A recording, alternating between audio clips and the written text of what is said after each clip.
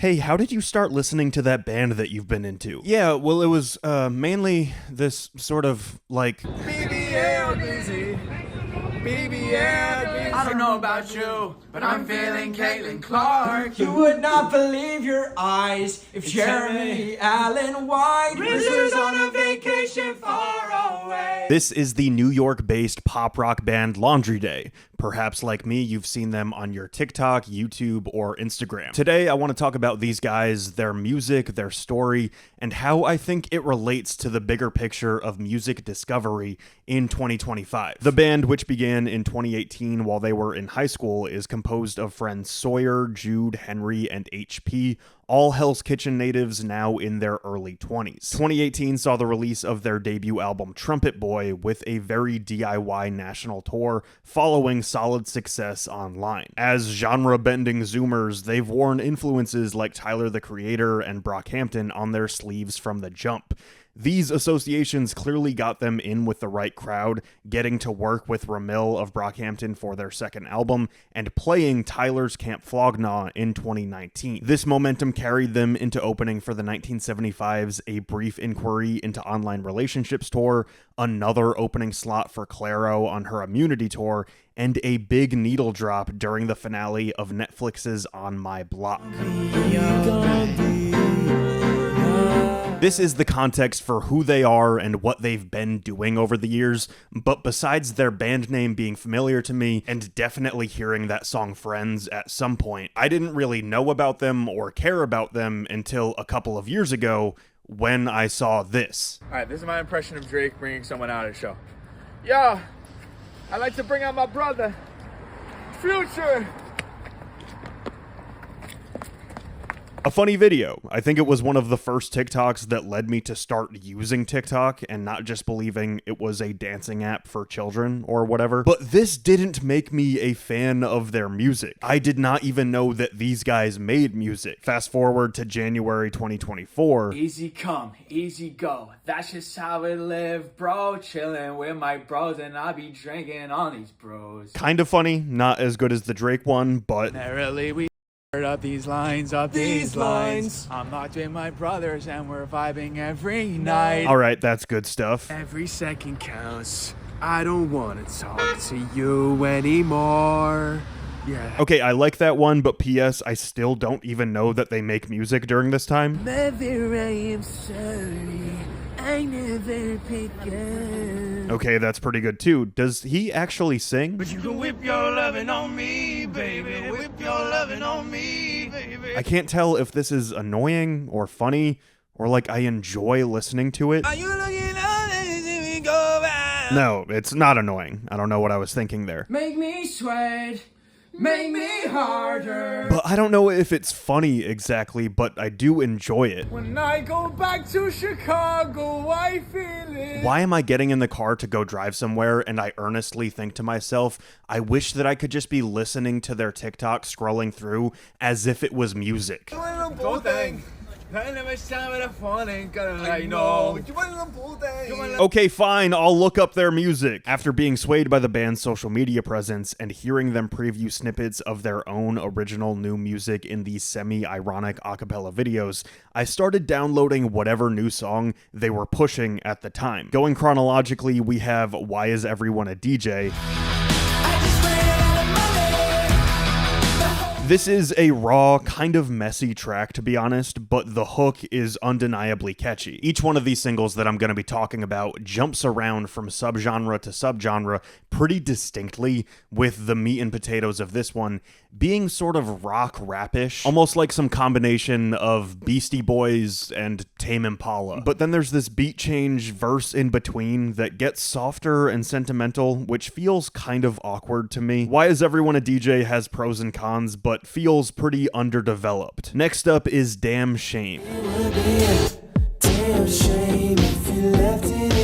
This one I love. More of a generic bedroom pop with a definite groove in there, pretty warm and sweet throughout. I love the vocals across the board, and this has the best production throughout their whole discography, in my opinion. It is a hit, and for anybody that likes a well-written pop song that you can sing along to, You can't ask for much better. No Go is another well-produced song, kind of a blend of what we've talked about so far, another fantastic earworm hook that will be stuck in your head.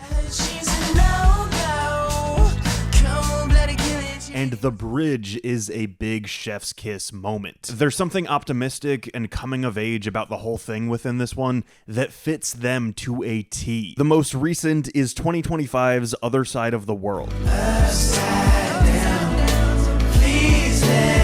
This almost seems like an expansion on the introspective parts of Why Is Everyone a DJ, but now it's not out of place because it's not right next to these blaring guitars and shouting vocals. Truth be told, I'm pretty split on this one right now. The melodrama just doesn't quite work for me in this context. There's one part where they split the end of the words into two parts, like to parts, which is annoying to me, but the track has grown on me a lot since the first time I played it. And granted, that's true for all four songs. Damn Shame, for instance, I thought was too sweet when I first heard it, and now I'm obsessed. And by this point, you may be asking, if I don't love all their music, why am I even making this video? Maybe there's some nostalgia talking for a DIY genre-bending boy band, but I sincerely believe in these guys. There is something about them. I think that while I was growing up and what I was witnessing within music, there was a focus on only presenting